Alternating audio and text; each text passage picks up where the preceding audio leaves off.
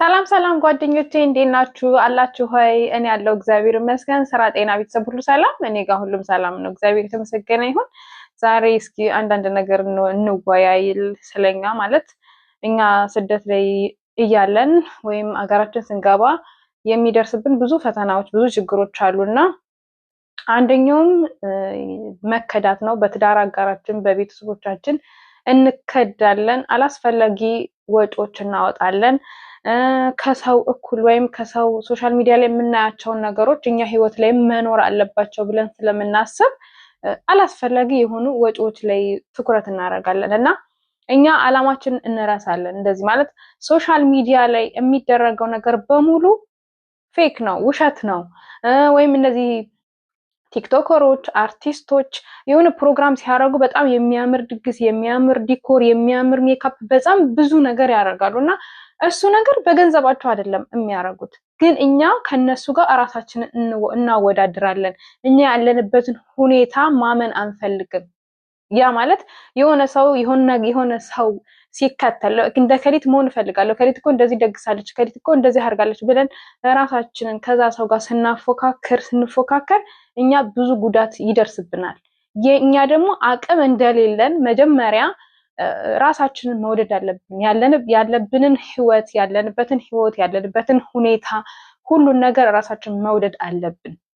ማለት ይሄ ነገር የሚፈጠረው ራሳችንን ካለመቀበል የተነሳ ነው። በቃ እኛ ማድረግ ማለት እንዴት ነው? ለምሳሌ አሁን አንድ ቲክቶከር በጣም የሚያምር ዲኮር አድርጋ፣ የሚያምር ፕሮግራም አድርጋ ሽምግልና ብታረግ እሷ ያደረገችው ገንዘብ አውጥታበት አይደለም፣ ማስታወቂያ ነው ያን ነገር ያደረገላት። የሆነ ድርጅት ያንን ነገር ለማስታወቅ ያንን ፕሮግራም ሰራላት፣ በጣም የሚያምር ሆነ። እኛ ግን እንደሷ ስንሆን አንደኛ ራሳችን እናጣለን፣ ሁለተኛ ገንዘባችን እናጣለን። ብዙ ነገር ነው በህይወታችን የምናጣው እና ለምንድነው ራሳችን የማንቀበለው? ለምንድነው ራሳችን የማንወደው? ማለት አሁን ይሄን የምላችሁ ምንድነው የሆነ ኢትዮ ኢንፎ ነው መሰለኝ ማለት ቻናሉን እከታተለዋለሁ፣ ግን ስሙን እንዳልሳሳት ብዬ ነው።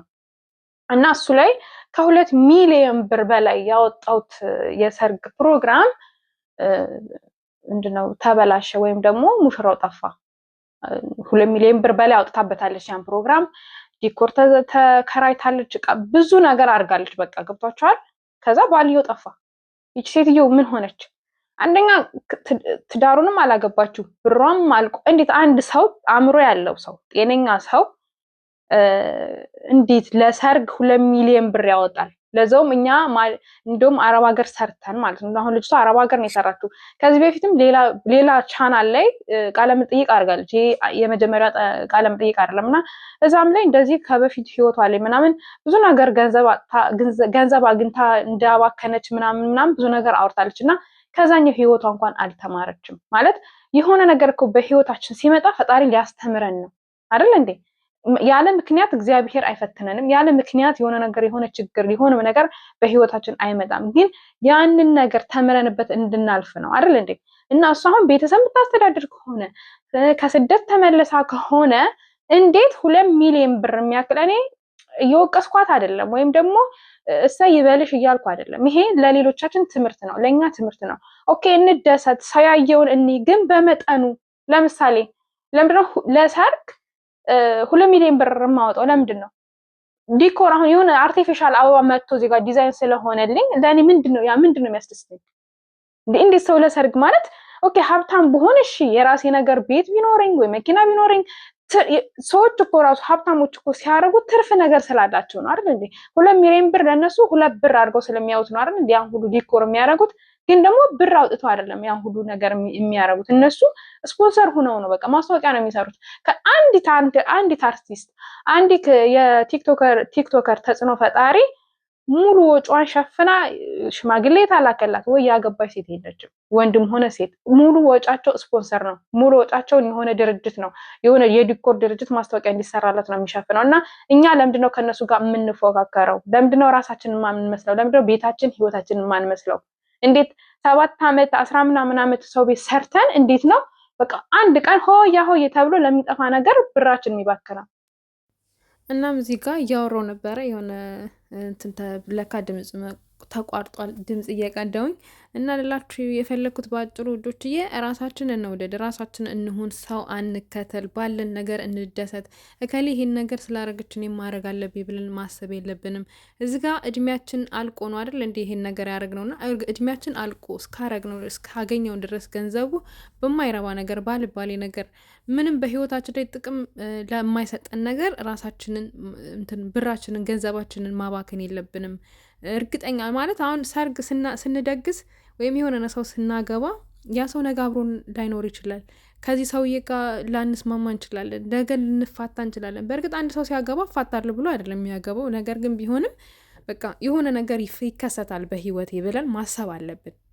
ነገር ማሰብ አለብን። ያለችንን ነገር ዛሬ ጥፍት አድርገን የምንታከምበት እንኳን የምንበለው እንኳን እስከምናጣ የምንኖርበት እንኳን እስከምናጣ ድረስ መጠለያ እንኳን እስከምናጣ ድረስ የቤት ክራይ እንኳን መክፈል እስከማንችል ድረስ ገንዘባችንን ማጥፋት የለብንም። አይደለም ገንዘብ ስራ እንኳን የሆነ ነገር ስራ ስንከፍት ያለችንን ጥርቅርቅ አድርገን ሙጥጥ አድርገን አይደለም መሆን ያለበት። ለምን የሆነ 100 ብር ቢኖረኝ 50 ማስቀመጥ በ50 መጠቀም የሆነ ባላንስ ነገር ማሰብ አለብን። ሲጀመር እኛ ስደት ላይ ያለን ሰዎች በጣም በህይወታችን ብዙ ነገር ስለተፈራረቀ ብዙ ነገር ስላሳለፍን ጠንካራ ነን አይደል እንዴ? ያንን ጥንካሬያችንን ለምንድነው ፍቅር ሲይዘን አይናችንም አእምሯችንም ልባችንም ድፍን የሚለው? ማሰብ አለብን።